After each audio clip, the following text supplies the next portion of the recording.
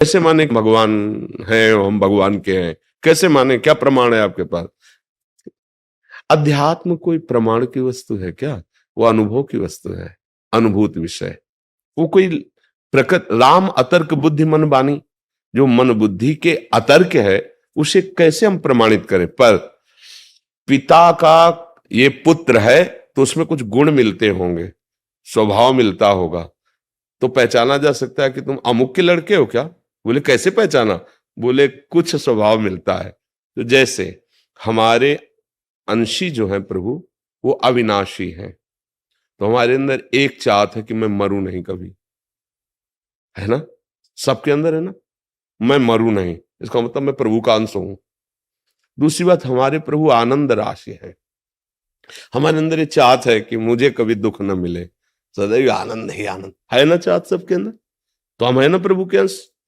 तीसरी बात है कि हर परिस्थिति में मैं शांत रहूं, नहीं शांति में। ये दुनिया प्रपंच छोड़ो, कुछ मिनट तो यार शांत रहने दो, शांति की चाह है, क्योंकि हमारे जो प्रभु है ना, शांताकारम, तो है ना हम प्रभु के अंश, क्योंकि हमें शांति चाहिए। चौथी बात, हम सबसे बड़े बनना चाहते हैं, नहीं बनना चाहते। विद्वान तो सबसे बड़े विद्वान, पहलवान तो सबसे बड़े पहलवान, और चोर तो सबसे बड़े चोर, हिंसक तो सबसे बड़े हिंसक। मतलब जो जहां है वो सबसे बड़ा बनना चाहता। क्यों? क्योंकि सबसे बड़ा जो है उसका वो बच्चा है प्रभु का, अजय अविनाशी अद्वितीय, उसी का वो अंश है, इसलिए उसके अंदर आता है मैं सब पर विजय पाऊं, जिस डिपार्टमेंट में हूं जाऊं, सबसे बड़ा बन जाऊं।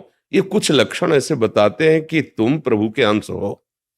बोलो सबकी मांग है ना, ये पूरा प्रयास इसी के लिए है कि नहीं? ये चार बातें अपने जीवन में देखो, सबका प्रयास, विद्वान मूर्ख बेविचारी इंद्रिय जीत, जो भी जहां भी जैसा भी, ये चार बातें सबकी मांग है।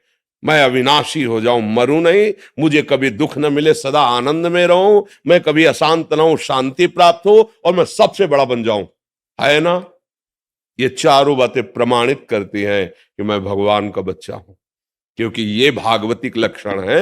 और अनुभव करो तुम्हारे अंदर ये है कि नहीं है, इसका मतलब तुम भगवान के अंश हो। और ये चारों बातें जगत में नहीं मिलेंगी, ये जगदीश में मिलेंगे।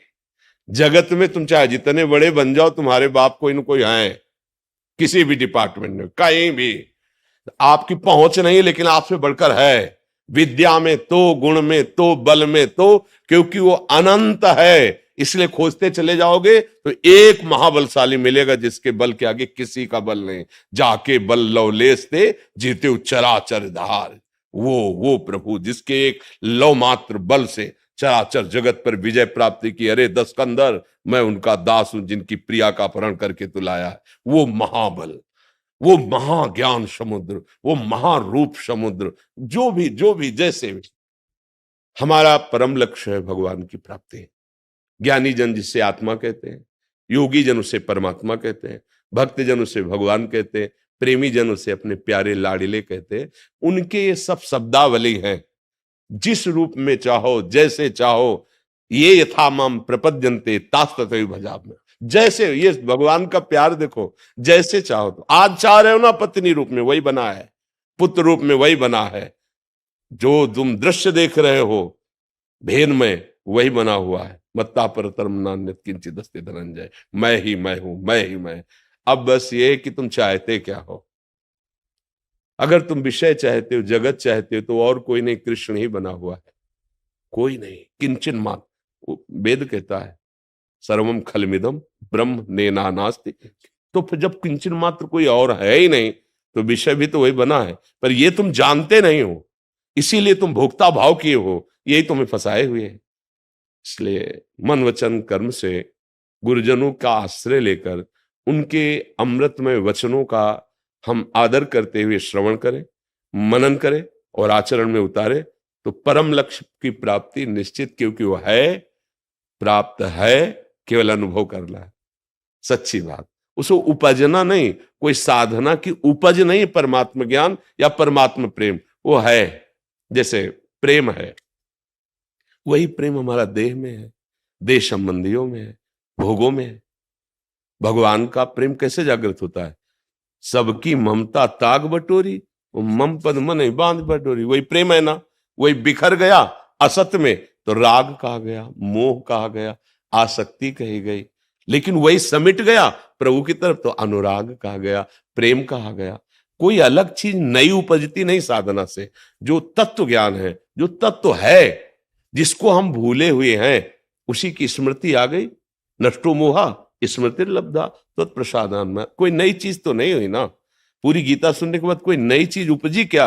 नहीं। जो अंधकार कोहरा था भगवान के वचन रूपी सूर्य के प्रकाश से नष्ट हुआ तो स्मृति हो गई। किसकी? अपनी स्मृति हो गई, अपने स्वरूप की स्मृति। पूर्व से ही विद्यमान थी है, जो पूर्व से ही विद्यमान थी, हाँ, उसकी स्मृति, उसकी स्मृति, उसी का अनुभव हो गया। साधना से कोई नई वस्तु प्राप्त नहीं होती है। हाँ, जिसको हम भूले हुए हैं। जासु कृपा सब भ्रम मिट जाई, गिर जासु कृपालु रघुराई। गुरु प्रसन्न साहब अनुकूला और मिटी सकल कल्पित भय सूला। जो कल्पनात्मक भय था रस्सी में सांप का, वो भय नष्ट हुआ। न सांप पहले था, न वर्तमान में है, न भविष्य में रहेगा। केवल माना हुआ हमारा भय वो छूट गया, वो रस्सी ही थी। ऐसे ही जैसे स्वर्णकार कुंडल के अलग पैसे नहीं देगा, हार के अलग पैसे नहीं देगा, कंगन के अलग पैसे नहीं देगा, वो वजन में सोने के पैसे देगा। कितना सोना है? 5 तोला। बोले कंगन अलग है, हार अलग है, अंगूठी। हमको इससे मतलब नहीं है, हमको सिर्फ स्वर्ण से मतलब। हमारे तराजू में स्वर्ण है और उसकी पेमेंट लो, क्योंकि वो स्वर्ण देखता है, आकार नहीं देखता। ऐसे ही जो ज्ञानी है वो शब्द में एक तत्व देखता है। जितने भी कुंडल कंकण आदि बने हुए हैं वो स्वर्ण ही है। ऐसे ही जड़ चैतन्य जो भी बना हुआ है वो परमात्मा ही है। ऐसा बोध हो गया वो जीवन मुक्त हो गया। जीवन मुक्तता ही, भगवत प्रेम ही इस जीवन का चरम लक्ष्य है। और उसकी प्राप्ति, जो विस्मृत है उसकी स्मृति, जो स्मृति में उसकी विस्मृति। हम संसार के सन्मुख है, स्वरूप से बेमुख है, प्रभु से बेमुख है। अब थोड़ा उल्टा होना पड़ेगा, प्रभु के सन्मुख, संसार से बेमुख। हम प्रभु को साधन बनाए हुए हैं, साध्य विषय को बनाए हुए हैं। थोड़ा उल्टा कीजिए, साधन विषय बना लीजिए, साध्य प्रभु बना लीजिए, नियाल हो जाएंगे। जहां है वही भगवत प्राप्ति हो जाएगी।